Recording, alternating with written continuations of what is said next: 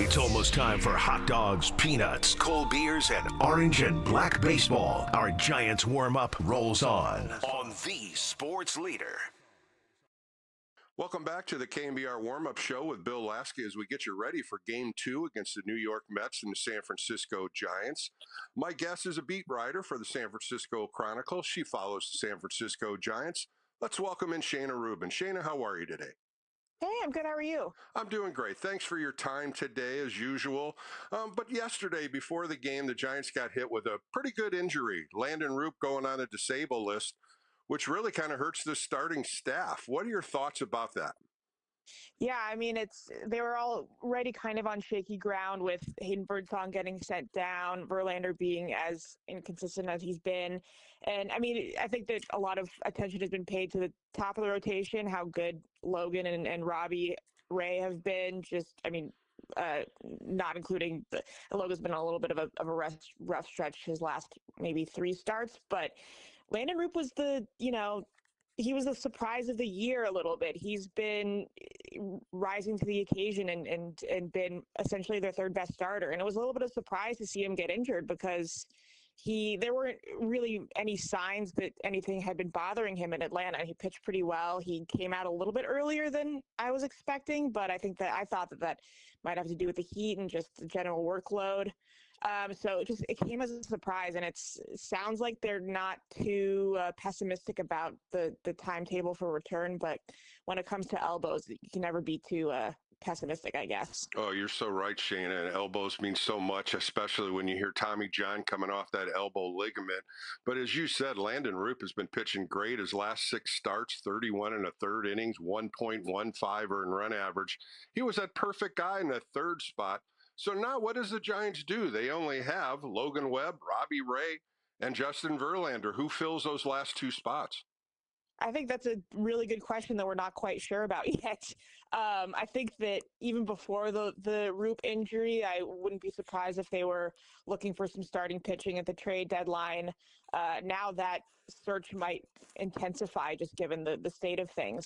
And you can't guarantee that you'll get what you need at the deadline. You're kind of lost a lot of leverage in talks. So it's right now it feels like they're going to have to dig deep into their depth, and they've lost not having Kyle Harris and not having Jordan Hicks at the time when they traded them to Boston. It felt like a necessary trade-off, and it felt like they were well set up either way to give up those types of arms. But now it's just their absence feels so real and detrimental. It's the trade-off, I would probably argue, was worth it, but now in the immediate, it's very much felt. So I don't know if we'll see Carson Whisenhunt. I don't know.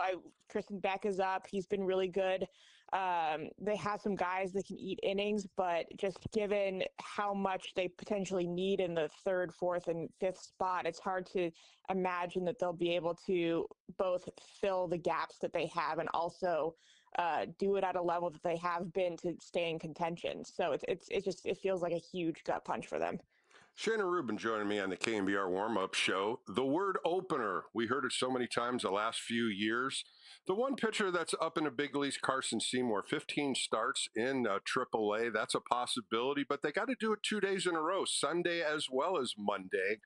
Do you think that's a possibility of him getting a start?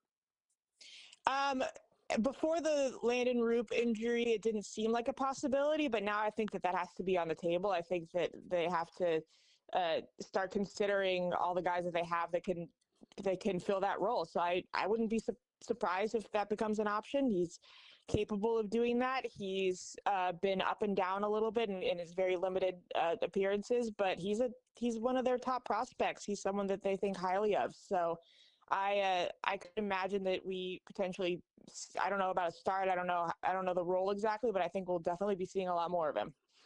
Well, Logan Webb, the last 3 starts, inconsistent. The numbers just don't lie. 15 and a third innings, 25 hits, 16 earned run average, an earned run average over 9. What have you seen out of him, the inconsistency on the mound? Yeah, it's a little bit, and after it seems like it's become a pattern now that it's 3 starts in a row, but before it just felt kind of very case to case. Like in Toronto, it just felt like they had his number a little bit. It felt like they were pretty aggressive early in the count. Um, it's it's sort of just felt like the opposing teams have become pretty prepared to face him, and he's also, historically he goes through stretches like this. He hasn't. He's sort of in this dog days slight down period where he sees a little rough patch. He can't be perfect. But I don't know if there's a string to pull in terms of uh, an overwhelming pattern that's sort of different from how he was at the beginning of the year. I think just I wasn't at the game last night, but from what I can tell, it feels like the Mets just uh, took advantage of making contact and also applying some pressure on the bases. He's improved in his timing to the plate overall this year, but maybe they just caught him slacking a little bit, and that seems that paid off. So it does feel like it's very case by case with him, and I would be surprised if it continues much longer.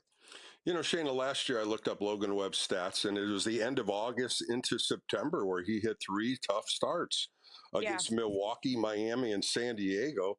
He had given up 13 earned runs in 17 innings, the same identical way, giving up more hits than innings, a couple home run balls. And this is something maybe you look at how many innings he's throwing. Is he getting a little tired? Yesterday, watching him, those pitches were flat more than, Hmm. that quick break on him. He is an Iron Man. We always see him going out there last year over 200 innings. Sometimes, as Bob Melvin said in a post-game show, pitchers are just like hitters. They go through rough starts. Yeah, I think that's fair to say. It does. I think it's maybe a little bit jarring because you wouldn't expect it after the All-Star break, but he was, part of the whole All-Star experience. So you don't know how much of a break he actually got. But I think that just given the workload that he's had over his entire career, and if you're expecting to get that from someone in your staff, then you have to take the good with the bad. And the bad has never been really that bad, but I think we're seeing uh, it happened last year, like you mentioned. It's a little rough patch. He's going through a little trouble, and it just feels more magnified, especially now given the way that the rest of the rotation is the trials that they're going through. So it's not the best timing, and it's not to be unexpected. Maybe he deserves a little, I don't know, deserves grace, but it's not the best timing, that's for sure. Shayna Rubin joined me on the KNBR warm-up show. You can follow her on X at Shayna Rubin, SHAYNA RUBIN. So now it goes to Robbie Ray today. Now with the bullpen being taxed, 4 of them pitched yesterday. This is a start that Robbie Ray is going to have some length in. So far, the Hmm. All-Star game, we haven't seen a pitcher go past 5 innings. This is a lot of pressure on Robbie Ray. He did not look good in Toronto. He's got to rebound today. Yeah, I think Toronto was kind of confusing because his velocity was down almost 2 miles an hour on his fastball. He was not sharp. One of his worst starts of the year. And he said after the game it had something to do with the mound in Toronto. And it's interesting because he pitched for Toronto for a couple of years. He won a Cy Young with Toronto, but he didn't really pitch at Rogers Center that much. Just because of the COVID, they were all over those minor league ballparks. So he was in familiar yet unfamiliar ground, and he says that had a lot to do with his performance. We'll see if that's the case today, if he can sort of bounce back quickly from what happened in Toronto. But that was definitely it looked a lot more like the Robbie Ray of April, with those first couple starts where his just didn't have the consistent delivery. He said that it felt like those issues were recurring that he went through earlier in the year, and so we'll see if he can bounce back and look more like how he's been lately. Shayna, in Atlanta, you were there. The Giants took off 23 runs, 32 hits. Home runs were flying out of the ballpark. It seemed like Devers and Adames were getting hot on that road trip. What did you see out of both these hitters? Yeah, I mean, Adamas has been heating up over the last couple months. So it kind of it felt like it was a continuation of him hitting his stride a little bit. He just looks more comfortable at the plate. It looks like there's sort of pressure off his back a little bit. I think from what I can tell, it seems like it's a lot of mental adjustment that he's finally settling into. And you're sort of seeing the type of hitter that you'd expect, which is he's hitting for a little power. He's hitting in big situations. He's hitting with more consistency. He's not whiffing as much. It's sort of what you'd expect. And same with Devers. I think um, he had that 2 home run game, the one where he just golfed the ball out, and the one where it was, he hit it 410 feet or whatever it was, and he hit a ball 114 miles an hour, and it's like that's the Devers that you'd expect to see. And I think that has a lot to do with the injury that he has. He came to San Francisco with a groin injury, and that sort of spread into this lower back injury, and he was playing through it. And I think that early on you saw the effects of him playing through something like that, which is he looked a little uncomfortable. He looked a little uncomfortable at the plate. He looked a little uncomfortable, very uncomfortable running the bases, and he still kind of does a little bit. But I think that the All-Star break, he said, gave him a lot of time to sort of heal up a little bit.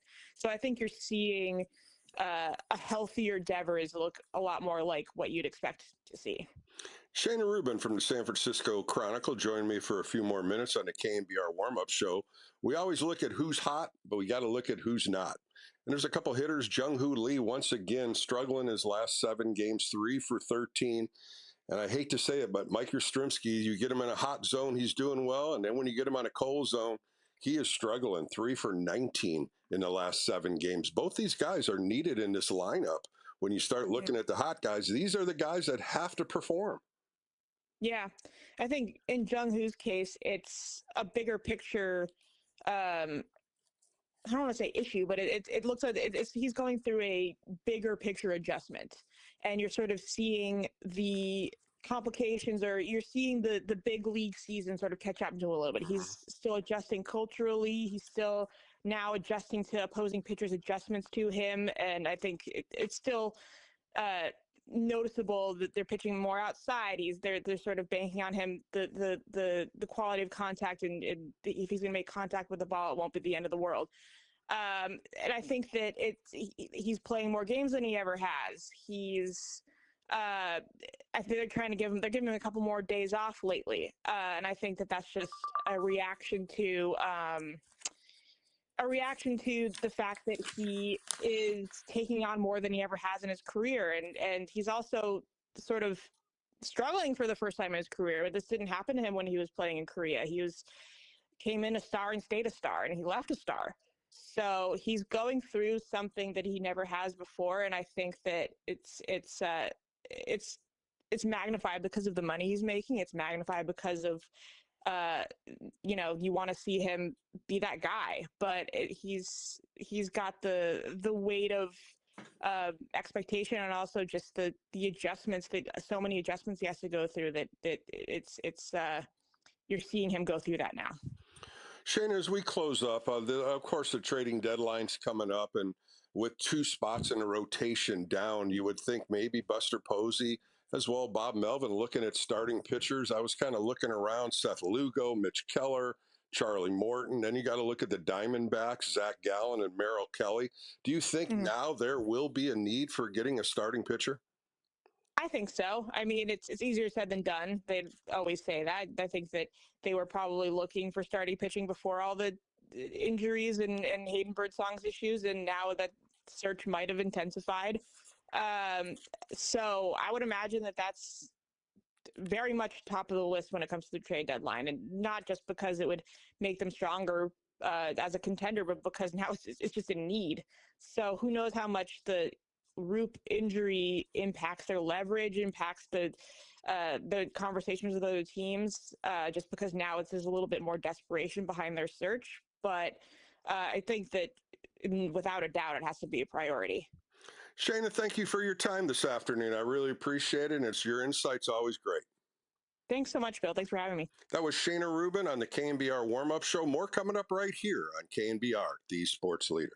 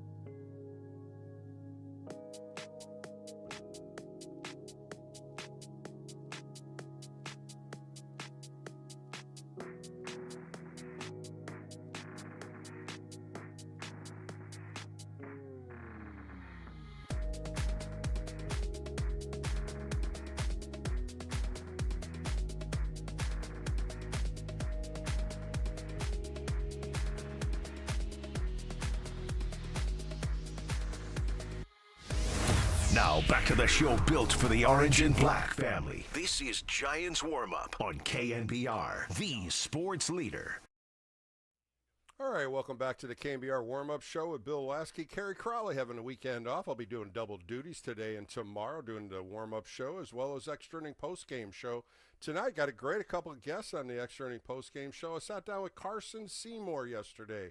Great interview with him, learning a little bit more about Carson, where he grew up, some of the trials and tribulations he had to get to the big leagues, but one exciting young man. He was excited to come to Oracle Park first time he was here, and that's coming up on the extra inning post-game show. Then Ed Lynch, who was a pitcher for the 1986 World Series team, the New York Mets, had a nice conversation with him about some of the different things he did and when he was pitching with the Mets, and as well as with he was a general manager for the Chicago Cubs, as well as a scout for 17 years. So a lot of good pitching information coming up tonight with both of those gentlemen.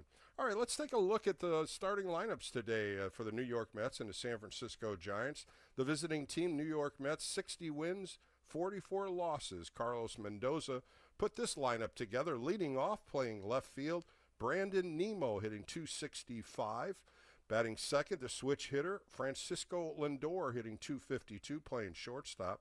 The third hitter, the right fielder, hitting .255, Juan Soto. This a fabulous left-hand hitter. Batting fourth, the cleanup hitter, batting first base, the polar bear himself, hitting .269, Pete Alonso. Starling Marte gets a start today. The 36-year-old be designated hitter for the Mets today, hitting fifth, hitting .275. The second baseman hitting .238, Brett Beatty. Of course, he's a left-hand hitter.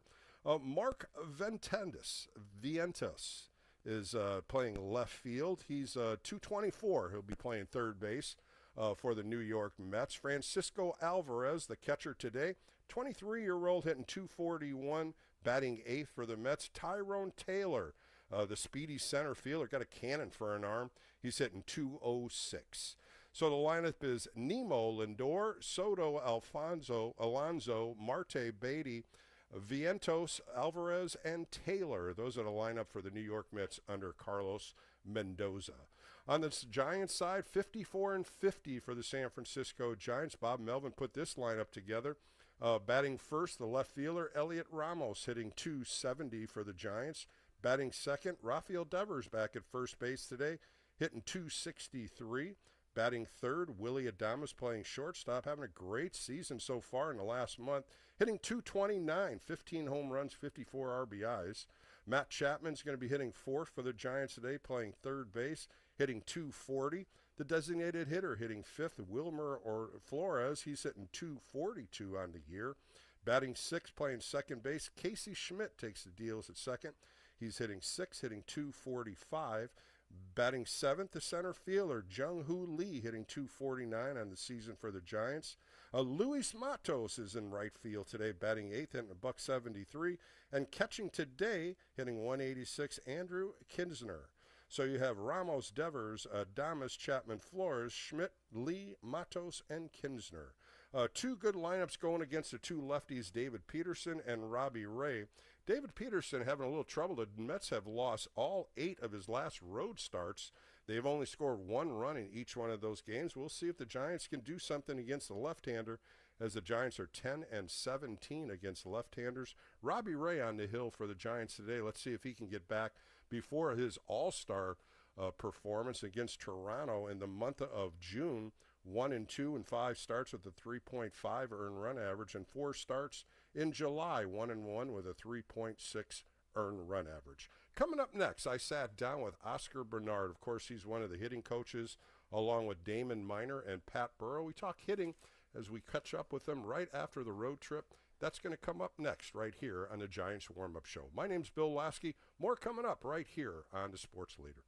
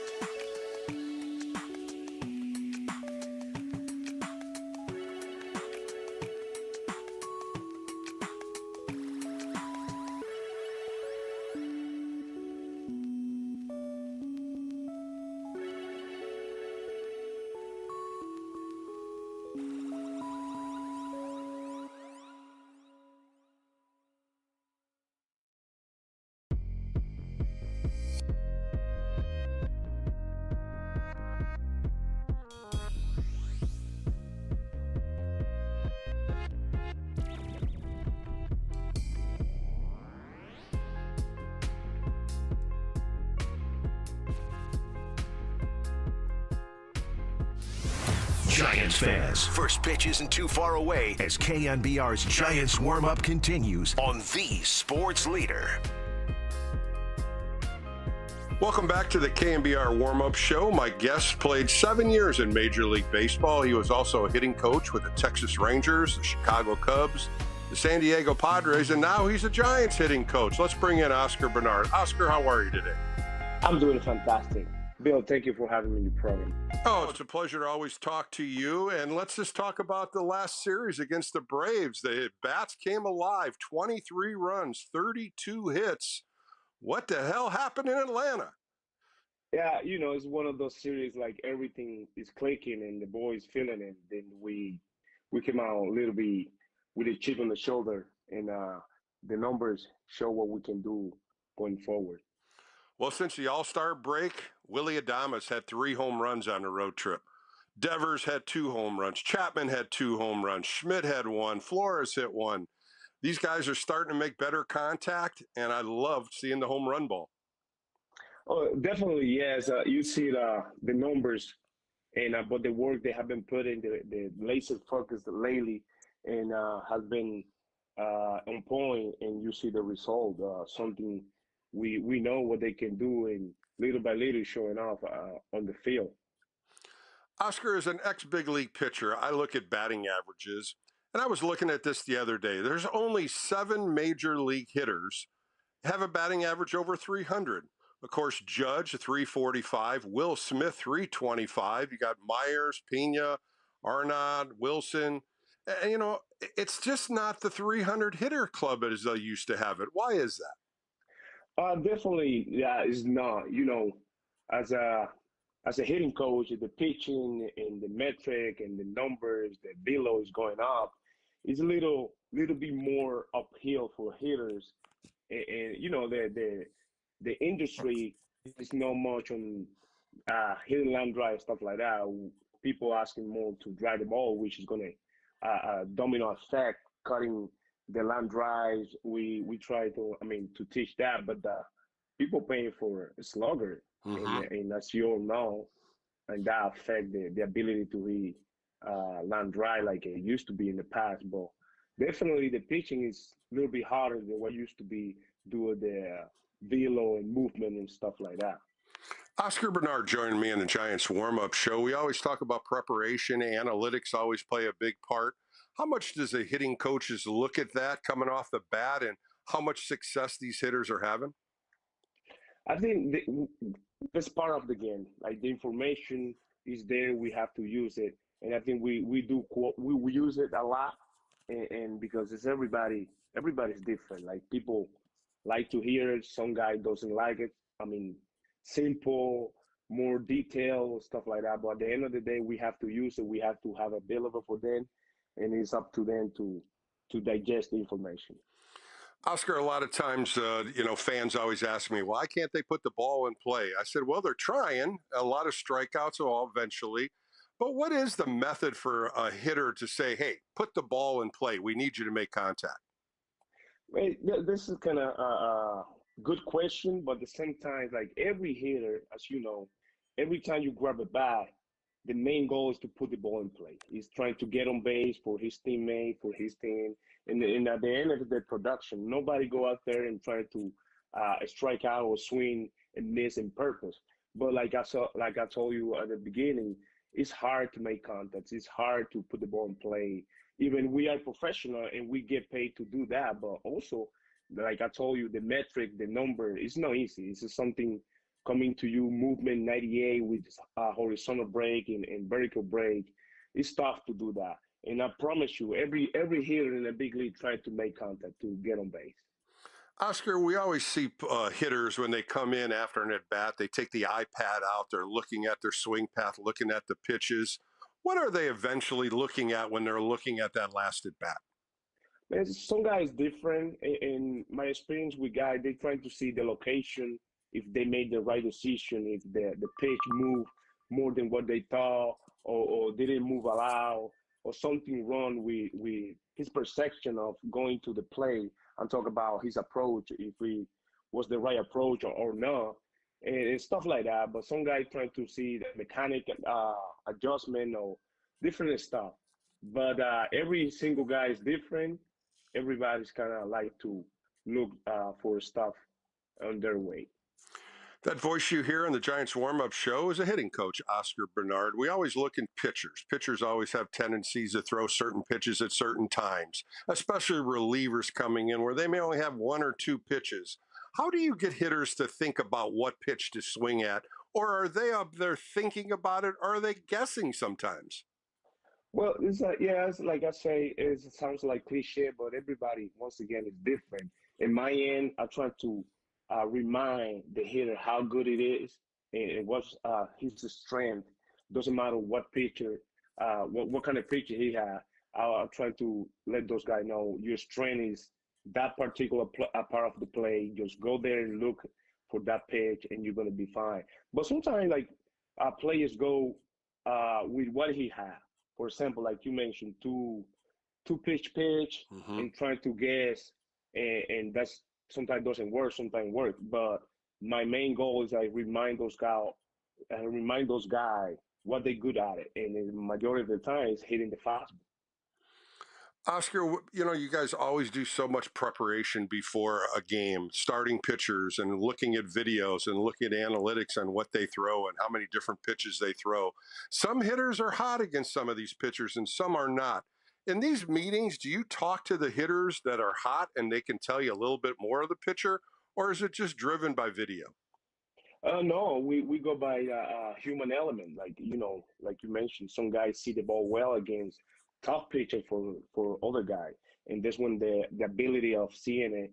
We let those guys to talk in the meeting, and they chime in the conversation and display what they're looking for, what they thinking, and how they approach those type of pitchers. Even though the same pitcher for some guys kind of unhittable, and they trying to pick somebody else's brain. For example, like somebody got a 3-4-3 against that guy. I want to hear what he thought process facing that guy. So the conversation is fluid, is dynamic. We use a lot of input from the players to let somebody struggle and try to give him some idea or perception how to do stuff. Oscar, I see you out there for early batting practice along with Pat Burrow and Damon Miners down in the cages. Are you looking and working at certain techniques for the hitter? Are you looking at some of the things that they need to work on? What are you guys working at and when you're out there so early?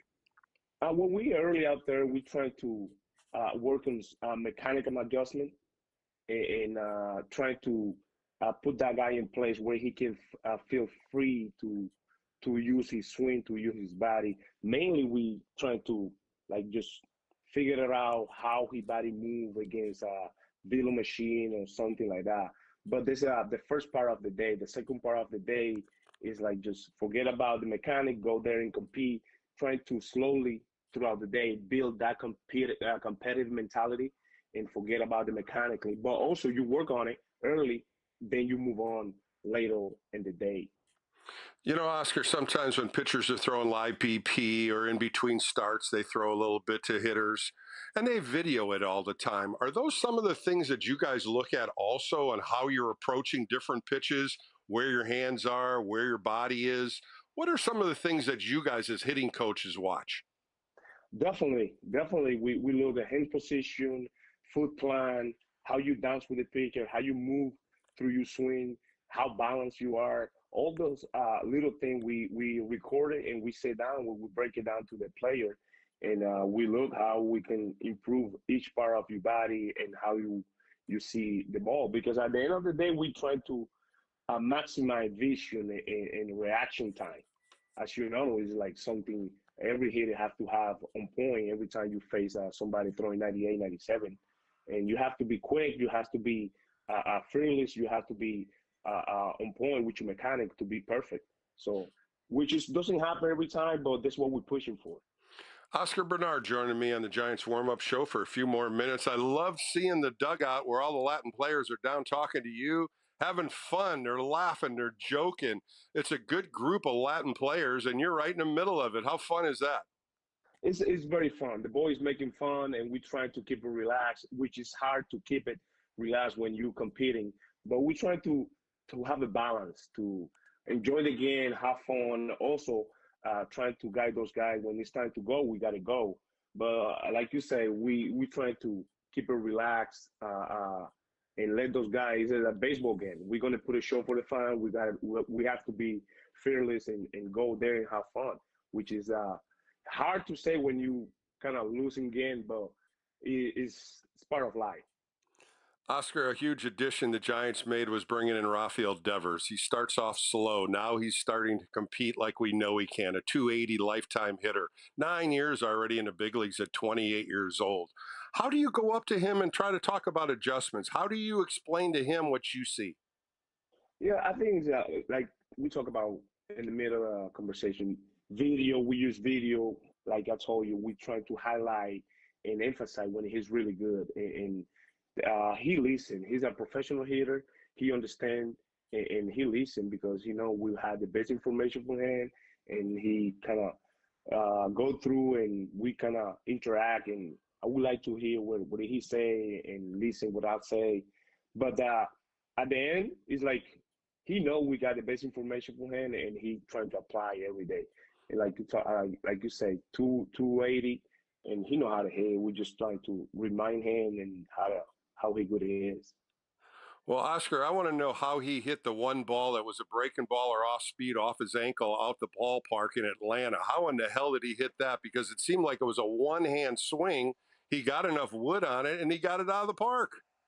Ironically, we watched a video him hitting the similar pitch against the same guy in Boston, but he pulled it in the pesky ball for a homer. This time was a little bit more towards to right field area. But the funny part of like he was talking about it, he was just trying to react to his fastball, and he went all the way down to clip that one.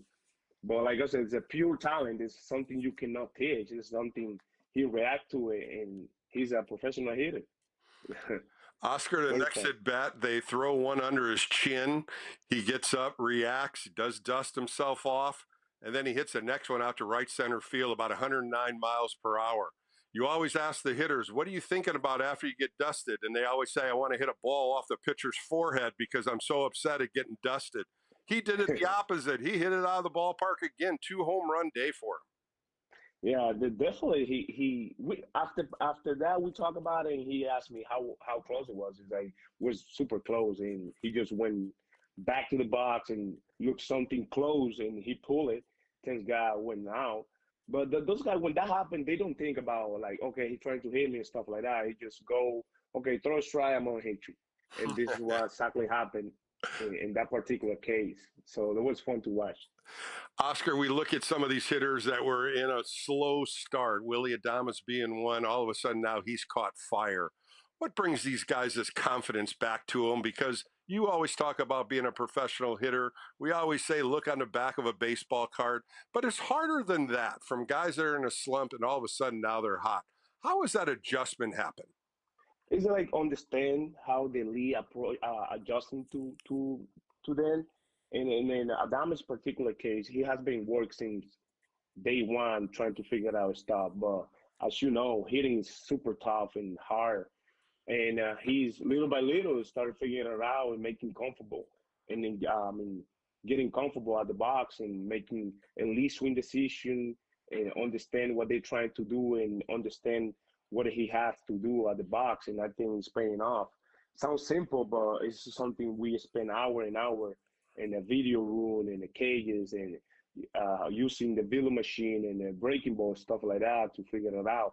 But at the end of the day, those professional athletes, they know how to make adjustment. They know how to hit, and they're gonna do it. So right now, it's paying off for Adames, and he's looking good so far. As we finish up with Oscar Bernard on the Giants warm-up show, the hardest thing to do in baseball is be a pinch hitter. You're sitting there 6, 7, 8 innings, and all of a sudden now you've got to get up in the batter's box and perform. And being a young hitter like a Luis Matos or somebody on the young side, it's got to be difficult for them to try to adjust and make contact in that situation. What does a hitting coach do to try to prepare them? It's a lot of conversations, a lot of swing. And keep in mind that situation is even for a veteran guy, 20 years, 10 years in the big league, it's not easy to do.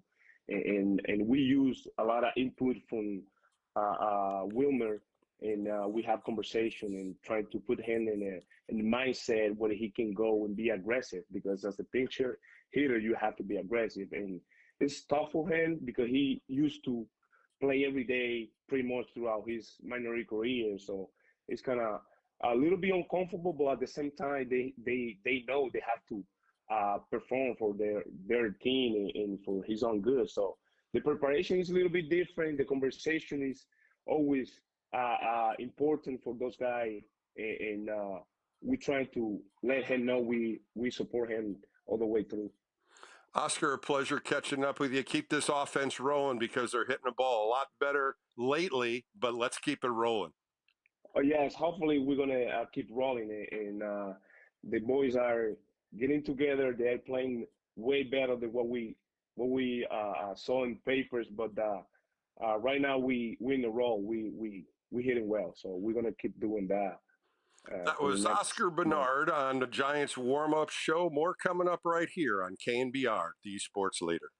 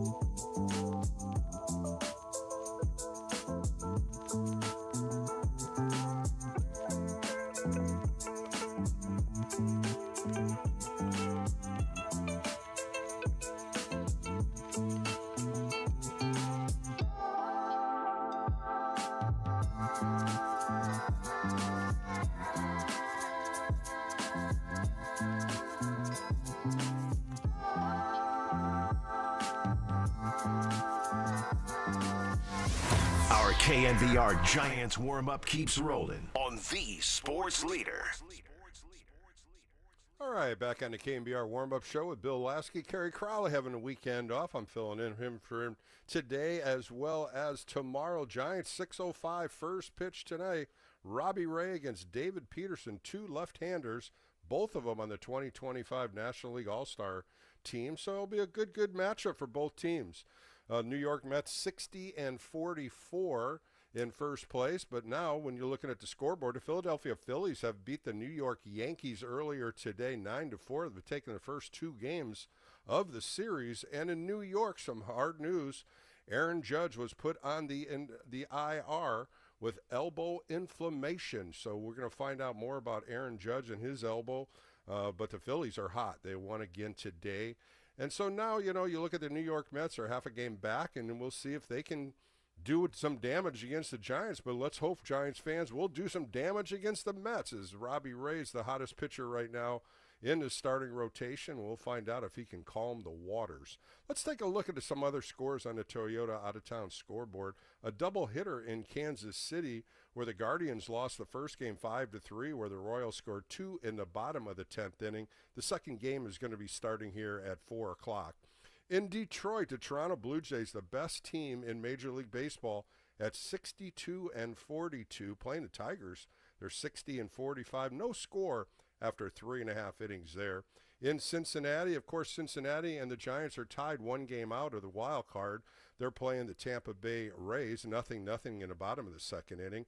Rockies are playing the Baltimore Orioles in Baltimore. No score. That's just starting in the top of the first inning. Braves and Rangers are starting a little later. The Athletics, of course, beating the Astros pretty big time yesterday. That's going to start off at 4 o'clock. The Nationals and the Twins, the Cubs and the White Sox, Marlins and the Brewers. All these games are starting at the 4:05 to 4:10 start. Of course, the Fox Sports game on today, the LA Dodgers are playing the Boston Red Sox. That's the game of the week. You'll see that coming up next. The Padres and the Cardinals, the D-backs and the Pirates. The night game, the only other game the Giants are having, of course, they start 6:05. The Mariners are playing the Angels down in Anaheim. That starts at 6:35. My next guest, Kevin Mitchell. We all know him of his great career with the San Francisco Giants. The 5 years he played here, 278 batting average. But he started his 13-year career with the New York Mets. He signed with them as a free agent, 4-time All-Star. Of course, he was a National League MVP. I caught up with him earlier this week to talk a little bit about his first few years in New York and how he tried to get it together at 22 years old. Of course, coming through the minor leagues very quickly and walking into a lineup with many Hall of Famers as well as superstars. And it's a great conversation. So I have Kevin Mitchell coming up next right here with me on the warm-up show. I hope you enjoy it because it was a fun interview that I had with Kevin. That's coming up next right here on the Sports Leader.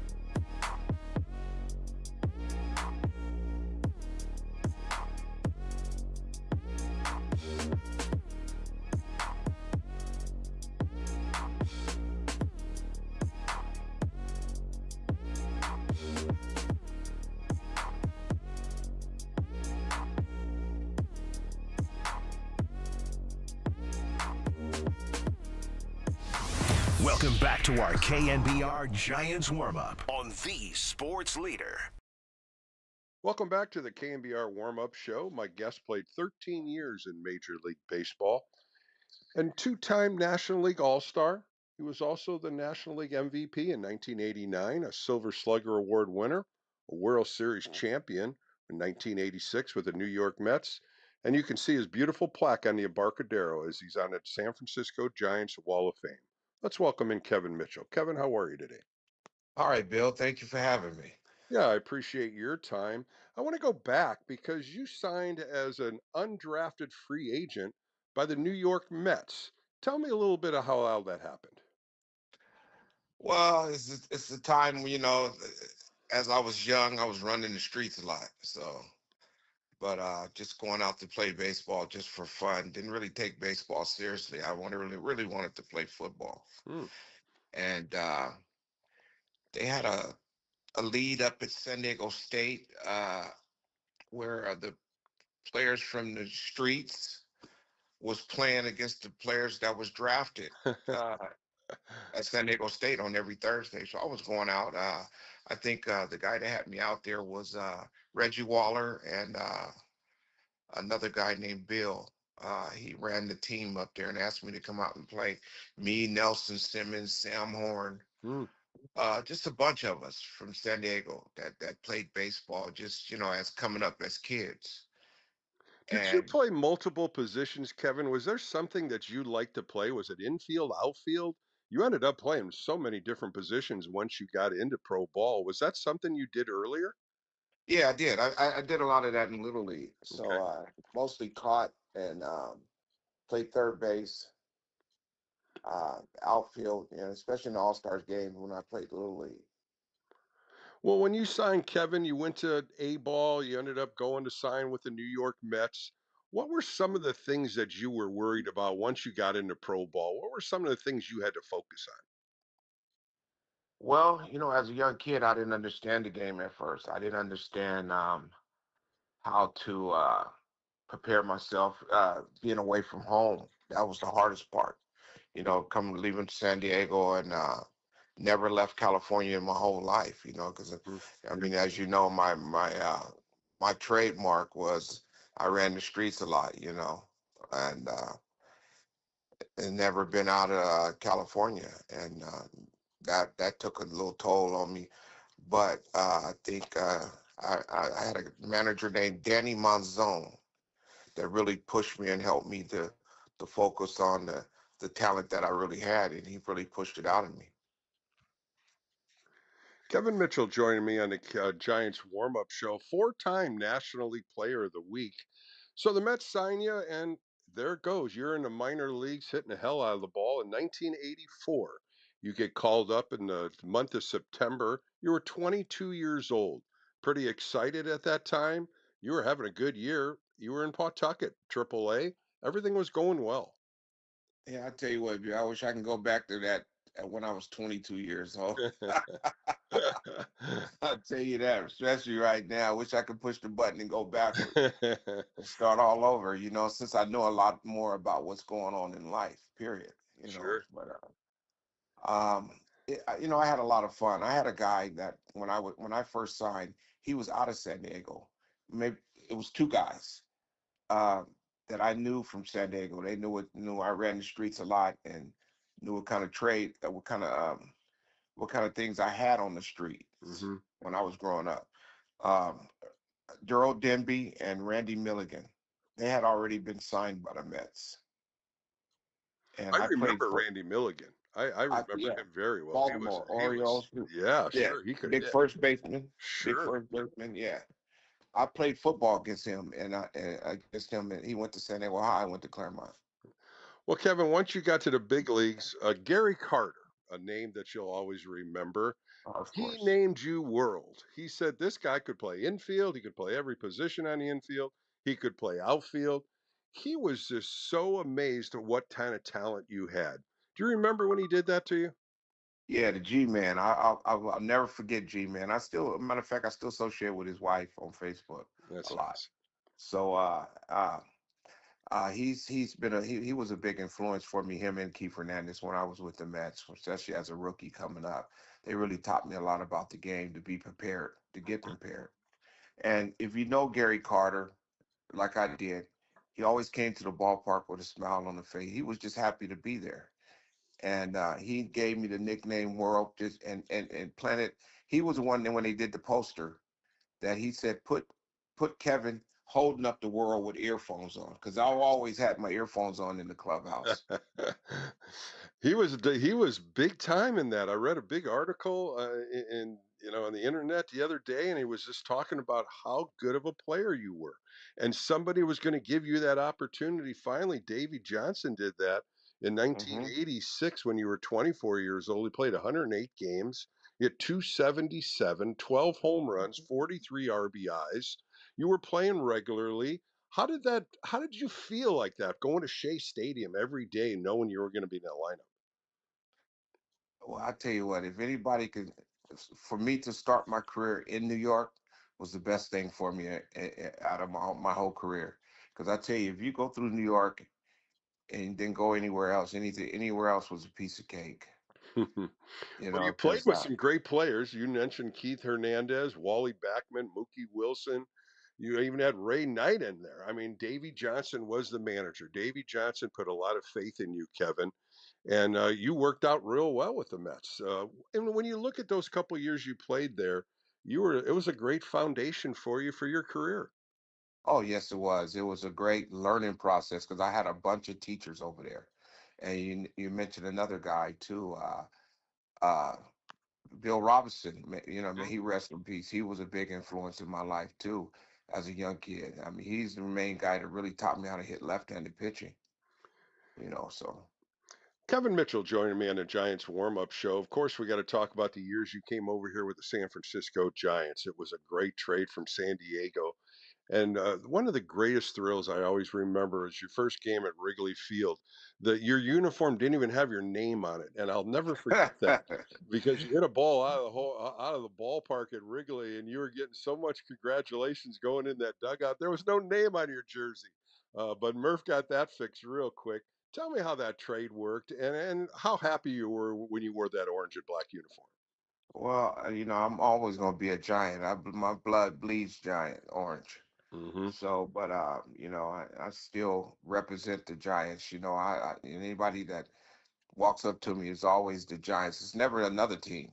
But when I got traded there from Montreal that day with Dave Dravecki, I didn't even think I was going to end that trade. I didn't hear nothing about me being traded, and I was prepared to go home after that. I said I'm done with this. And Dave Dravecki, which is a big piece of my heart right now, he helped me out so much, man, by keeping me in that cab from me not going home. Hmm. And I showed up in Wrigley Field, man, and actually that day I hit 2 home runs. And Roger Craig said, "If you hit me another one, I'll buy you a white horse." So He I would have told Roger, too. There's no doubt about yeah, it, yeah, Roger. yeah. I told Roger Craig, I said, Roger, if what I'm gonna do with a white horse in the ghetto, so lucky that my third at bat, I hit the center field wall, and it didn't go out because there's no way I could have took a horse home. You would have made a way to do it. There's no question you would have got it. But in 1989, Kevin, one of your fabulous years. I mean, when you look at the numbers, 125 RBIs, 47 home runs, 34 doubles, everything was working out. 154 games. When you start thinking about 162 game season, you were in there every day producing. And what did it turn out? The National League MVP award. How special was that year for you? Well, it was very special to play under the teammates that I had. They motivated me.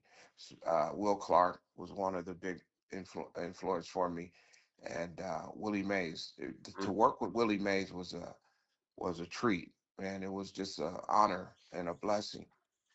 For him to come out on the outfield and work with me in the outfield so as much as he did, and talk to me about hitting. He was the main guy that made me go from them little bats to the big bats. Wow. Yeah.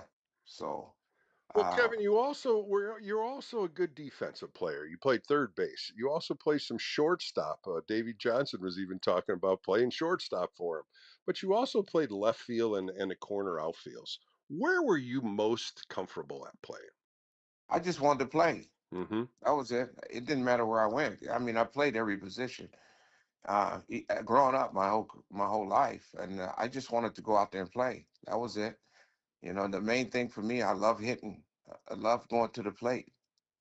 And that was the main goal for me. I just when I played the position, I just tried to get the job done. It probably wasn't graceful, but I just tried to get the job done. Kevin Mitchell joined me in a few more minutes on the Giants warm-up show. Of course, when you got that San Francisco Giants Wall of Fame plaque, it was a very special day for you. It was very special for Giants fans that knew you and watched you play in that orange and black uniform. How special was that for you when you received that?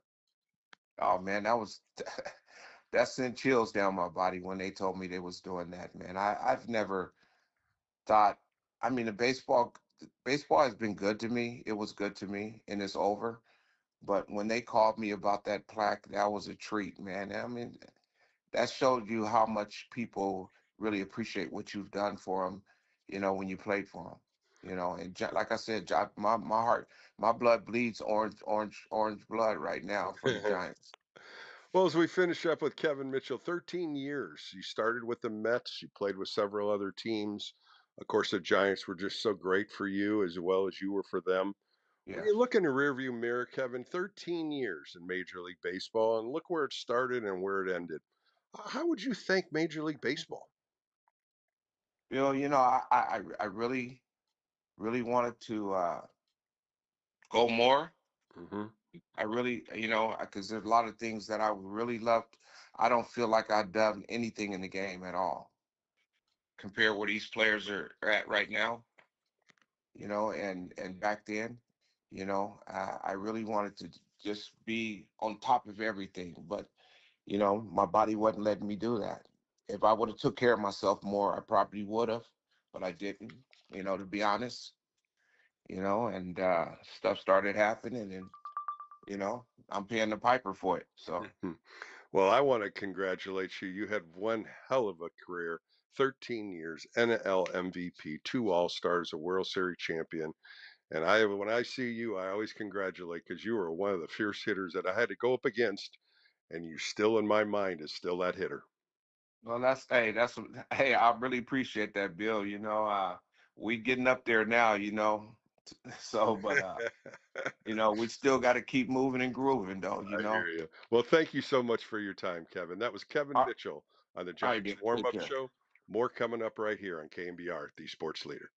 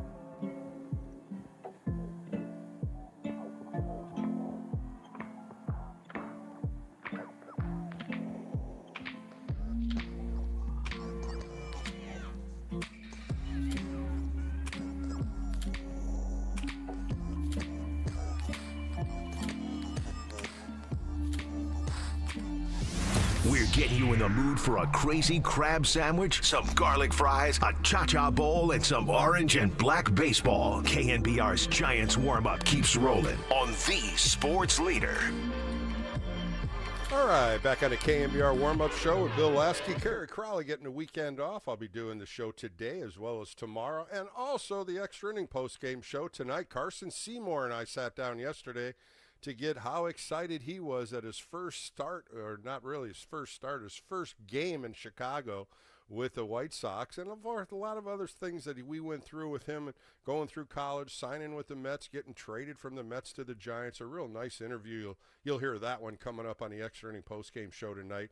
And Ed Lynch, of course, he was a pitcher with the New York Mets when they won the World Series. We talk about his career, and then he moved into the general manager's job with the Chicago Cubs. Also, after that, 17 years, he was a Major League Baseball scout. We do a lot of pitching, so a lot of good information about pitching and what scouts look for, especially the draft that just got over. All right, we're about 90 minutes from first pitch. Robbie Ray on the hill for the San Francisco Giants. David Peterson, a left-hander. Both of them were National League All-Stars at the 2025 game in Atlanta, and they're going head-to-head today.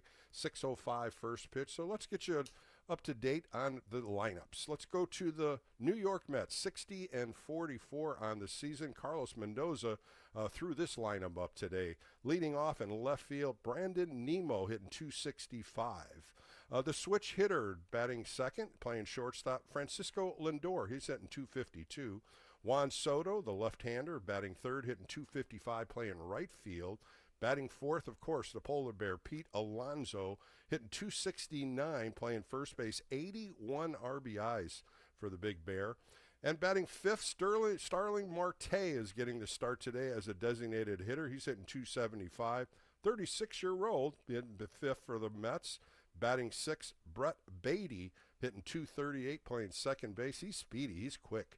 Batting seventh, Mark Ventos. He's playing third base, hitting 224.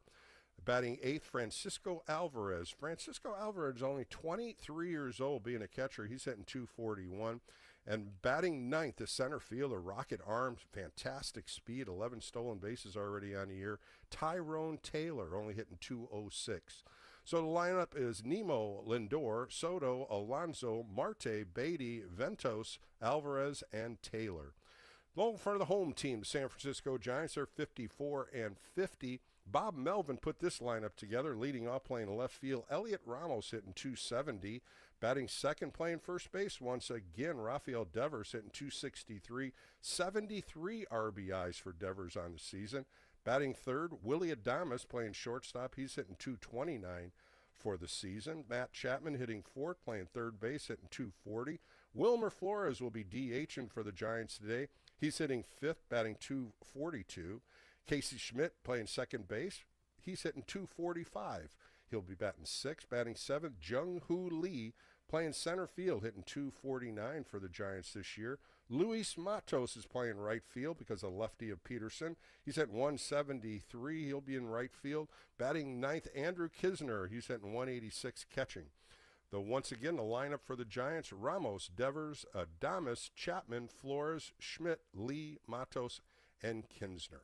Coming up next, I sat down with Mark Ibanez earlier today. Of course, he was at Channel 2 for over 40 years as a sports director, and I love to get his insight on what the Giants are doing and what he feels the Giants might be needing at the trade deadline. Recently, I was looking on X, and a couple posts came up where the Giants are starting to look at second base as a possibility, and also not just one starting pitcher, they're also looking for two. So there's a lot of information coming out as the trade deadline gets closer. All right, I'm Bill Lasky. This is the Giants warm-up show. We're almost 90 minutes for first pitch, but coming up next, Mark Ibanez and I talk Giants baseball right here on KNBR, the sports leader.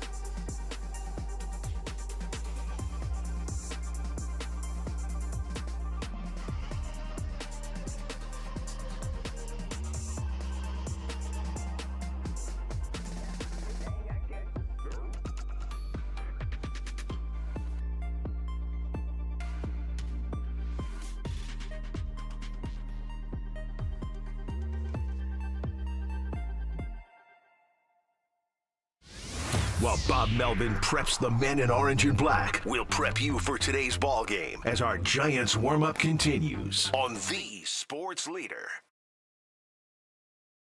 Welcome back to the KNBR warm-up show with Bill Lasky as we get close to that first pitch at 6:05 with Robbie Ray against David Peterson, two all-star left-handers. And who am I going to talk about baseball today with? My good friend. And he's been a sports anchor, a sports director for over 40 years for KTVU Channel 2. My good friend Mark Ibanez. Mark, how are you doing this afternoon? Always great to talk to you. I like these 6:05 starts on a Saturday, and I also like being retired. Someone just reminded me, 3 years, more than 3 years now since I left Channel 2. But as you know, lifelong addicted to the San Francisco Giants. So I'm ready to talk about that anytime with you, Billy. Well, Mark, with the loss yesterday, the Giants are 54-50. They're one game out of the wild card, tied with the Cincinnati Reds. Still a lot of time left when you're looking at 104 games, a little less than 60 games left. Do you think this team's got enough, or do you think Buster Posey's going to have to go to the trade deadline and pick up some pieces? Well, it's really a precarious situation right now. I mean, if you would have asked me that question even as recently as 3 weeks ago, I would have said, of course they are buyers, not sellers. But now it's almost like they're really at a tipping point where a lot could change, even in the next 10 days, certainly before the trade deadline next Thursday. But, after those last two games in Atlanta, I was like, all right, okay. They hit their stride after the All-Star game. They're hitting, getting great pitching. And then it was kind of disheartening the way they got throttled by the Mets on Friday night. So it's one of those situations where it's still kind of wait and see, but I'm still optimistically kind of leaning toward pick up a bat. And now with Landon Roop's situation, I know you're a former pitcher, man. Every time you hear elbow irritation, that's scary to me, man. And if we were talking even again like a month ago, you would have said the strong point of the Giants is their pitching. Now it looks like they definitely got to go out and get at least one arm. You'd like to see another starter in here. I'm worried about Landon Roop because he's been a solid number three starter, really, and now you don't know how that's going to work out on the IL. But and your bullpen can always need strengthening. Isn't that a trip, though, Bill? I mean, earlier they had a surplus of pitching. They got rid of Jordan Hicks and Kyle Harrison, and now they need arms. So Yeah, you're what are you going absolutely to do? right. I think the Landon Roop was a rib shot there because you didn't see Oh that coming, and he pitched no, good in Atlanta. He came back and pitched good after the All-Star game. His last six starts, 31 in the third innings, 13 walks, 35 strikeouts, a 1.15 earned run average. The MRI came back good. I thought that was a good sign when he that's said there's key. some soreness and some stiffness, which is normal with a sinker baller and a And isn't curveball he up pitcher. near his all-time high in total innings already? I mean, he's very close or has surpassed the most innings he's ever pitched. So, I mean, this is new territory, or pretty close to it for Landon Roop, I Yeah, you're believe. absolutely right. And you start looking at all the young arms too. And with the game yesterday, Logan Webb threw three clunkers in a row. His earned run average was over a 9 in 3 starts. And he Ouch. had the same issue last year, Mark, end of August I into September. remember. And so, Bob Melvin said it, the best last night. Look, starting pitchers, bullpen arms are just like hitters. Sometimes you go in a slump. Well, right now, Logan Webb's slump is the hardest thing this Giants rotation could use. Yeah, it's rough because you look to him to be the leader, and it's kind of nice to see Verlander finally get a win, man. So maybe that big old horse will get it rolling in the second half, and I believe you're right about that. Last year, it seems like Logan Webb hit kind of a low ebb, so to speak, last summer, and then he pulled out of it and wound up finishing like the pitcher we know he is, but. I look for him, and then we can talk about Robbie Ray later. But Logan Webb is a little bit concerning. But I always go back to that line about the back of the baseball card. Logan Webb will be an ace by the time it's all said and done, and Yeah, pitchers do go into slumps. My good friend Mark Banya is joining me on the KNBR warm-up show as we get you ready for Game 2 against the New York Mets. You look at this lineup the New York Mets threw out there against Logan Oh, Webb, Brandon Nemo, Francisco Lindor, Juan Soto, and you look at the top three, Mark, yesterday, 7 for 15 for the day, a home run and 2 doubles. That's a pretty hard lineup right at you. yeah, and Pete Alonso as well. And looking at them, and I've been following the Mets fairly closely this year, and it's mind-boggling to me with the lineup that they put out there offensively that they were kind of like dangling Pete Alonso out there. Didn't they sign him kind of late? It's like this guy is so key because he takes the heat off of Lindor and Soto, who's really looking like himself again over the past month or so, and they're ferocious offensively, and they've got some solid pitching, and I believe they're back in first place in the East. Philly and the Mets neck and neck, and those two teams just have the boppers, right? Schwarber Mm-hmm. is on fire, and that's kind of a hint to the Giants of what's getting it done in this modern day brand of baseball we've got going. You look at those two teams, and I think obviously the Dodgers.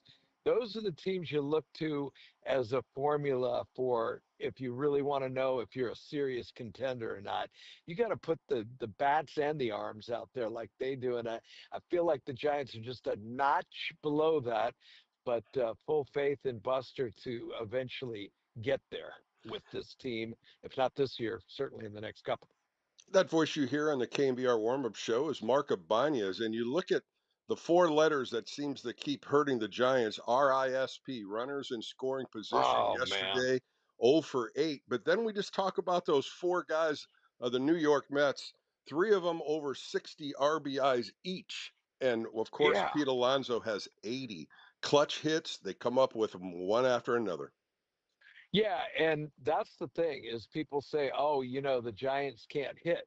Well, they actually, if you look at the statistics, they are getting a lot of hits, and you put your finger right on it. It's the hits in with runners in scoring position that have been lacking. And I don't know if it's almost become like a thing in your head, a psychological thing with a lot of these guys having runners on base.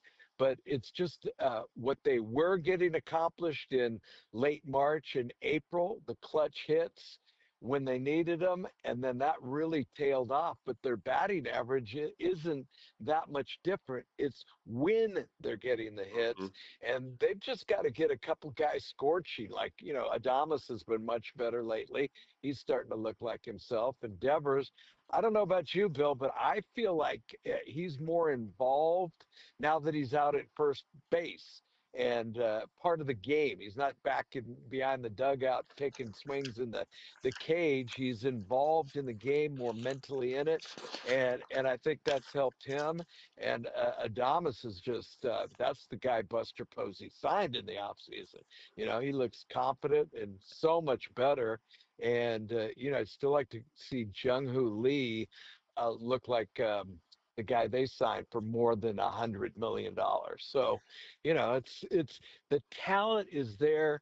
It's the timing, and it's getting guys collectively in unison with hot bats. And I mean, I don't know if you believe it, but I kind of see hitting as a little bit contagious. When they get going, that takes the heat off, and that is conversely exactly what Pete Alonso has done for the Mets in their lineup. Soto doesn't have to worry about having signed that big contract because he knows he's got other bats, and it's relaxed him, and he's looking great. And you can see it all over with successful teams when you have multiple threats that are doing it. It takes the heat off everybody in your lineup.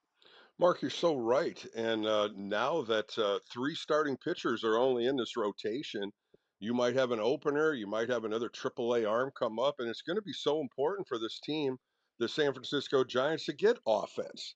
Really good offense in Atlanta when you're looking at the 3 games, 23 runs, 32 hits. They had over 9 home runs on that road trip. But now you look at the pitching, the starters haven't gone more than 5 innings, and now the pressure is going to be on the bullpen. And if this trading deadline comes up, will Buster Posey pull the string and maybe get one starter? And you never knew. He may even get two. Right. Well, it's hard for me to come out of that journalistic career of mine. And so I'm tempted to ask you, turn the tables on you, Bill. I haven't heard you say it. I mean, do you think the Giants, they're definitely, come on, they're not sellers right now. That's not what we're in for. I mean, is that where you're thinking, No, or do they're they going to get bring, somebody. They're going to have to add some pieces here. I was looking last night after I did the post game show, some starting pitchers that are on the table. You look at Seth Lugo from Kansas City, who pitched with the Padres, Mitch Keller, who the Pirates are going to at Toronto's looking at him pretty hard. Then you look at the Diamondbacks, and you wonder if the Diamondbacks would trade within the division with Zach Gallen or Merrill Kelly. There are some arms out there that'll be free agents at the end of the year, and those are rental right? pitchers if Buster wants to jump into it. Well, I'm always excited about bats. Give me one guy who, your scenario realistically, who could fit into this Giants lineup that might free everybody up. We've been talking about a guy who could come in and take the heat off everybody and have it be a little more consistent and take the pressure off with those runners in scoring position. Is there a name out there you like? I'll throw you a curveball right here, Mark. I I'll like it. throw you a I'm hanger. How ready. about Bryce Eldridge down in AAA? He's hitting a ball, hit a game-winning home run. Is it time to bring him up and put him in the middle of the lineup and see what he can do at the DH role? If you put Devers at first base, that would be a Wow. big, big bat that you could put on a little pressure on a kid. But you never know. Well, Sometimes these rookies come up and they're better than you expect. Well, tell me if this rings a bell, because I know you're old enough to remember this. I certainly do. In 1971, the Giants were very much in contention and led the West much of the way. And they brought up a guy who's just about as tall as he is. Dave Kingman came up, Uh-huh. and he got hot. And hit some big home runs for the Giants. Big 6'6" King Kong Dave Kingman came out of nowhere and played a little third base, a little first base, and there was no DH back then. But I thought that's a similar scenario. And obviously, pitchers make adjustments to hitters. But if you get him and he comes up and he gets hot before they figure him out, I mean that's a similar scenario. Do you remember that back Oh, then sure. when they Jake brought up Kingman was Kingman? he was a beast, Mark. I faced him when he was Yeah, in New York Mets, and I right. remember talking to Cub. Dave Kingman. He hit a ball out of Wrigley Field on the street, down the street. It ended up Yeah, on somebody's porch. The guy hit yeah, bombs, no question. yeah. And And as that's you what this said, kid is USC capable of. Trojan too, Mark. He was a USC guy. Yeah, and you never know if a youngster can come up and get hot, give them a spark, and the I almost said the Oakland A's, but the A's have a young first baseman. I mean, was that an amazing Wow. game last night, or what? That was awesome. Nick. That was really a Yeah, nice thing for a young kid, and he's got over 20 home runs now, Mark Nick Kurtz. So yeah, we'll find uh, out. But as we finish up, Mark, let's talk a little bit yes, about Robbie Ray and what his start's got to do today. Of course, Robbie Ray 9-4 with a 2.9 earned run average, going against David Peterson 6-4 with a 2.9. Both of them were National League All Stars. But this is a right. big start for Robbie Ray. What do you think about this? I think it is. Obviously, the mental aspect of the game is so important, and Robbie Ray's got to have it in the back of his head, like he's tailed off just a little bit after a sensational start, much like Logan Webb in his last few starts. And I think it would be really important for Robbie Ray psychologically to get in a real good start against the Mets, who do have some heavy left-handedness to their lineup, which may be an advantage for him. And obviously, it would be nice for the Giants bullpen to get a breather. So I'd love to see Robbie Ray get it, 6, 7 innings at least, and put in a strong start to take the heat off the bullpen a little bit for his own good and get him rolling on a strong second half. So Well, I'm good hoping to start see for that, Robbie Mark. Ray. I really Me hope too. to see him go out Me there too. and really control this New York Met lineup because they're coming right at you. But again, Mark, Thanks again for spending some time with me this afternoon, and we'll see what the Giants can do in game 2 against the Mets. All right, we'll see what they do coming up on the trading deadline. That's always exciting for baseball fans, man. I'm looking forward to that. Thanks again, Mark. That was Mark Ibanez on the KNBR Warm-Up Show. More coming up right here on KNBR, the sports leader.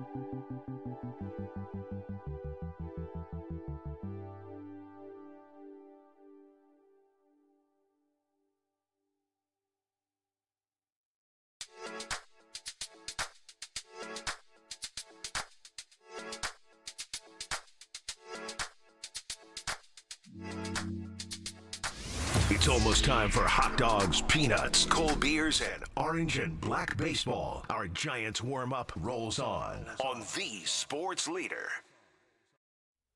All right, welcome back to the warm-up show as we wind down the warm-up show to get to the pregame show. I want to thank my guests today, Shayna Rubin, Oscar Bernard, Kevin Mitchell, and Mark Ibanez. All four of them you can hear on the All KNBR podcast if you missed any of those interviews today. Let's take a quick look what's going on today at 6:05. Robbie Ray on the hill for the San Francisco Giants. Of course, the 33-year-old having a great season. He's 9-4 with a 2.92 earned run average. This will be his 22nd start.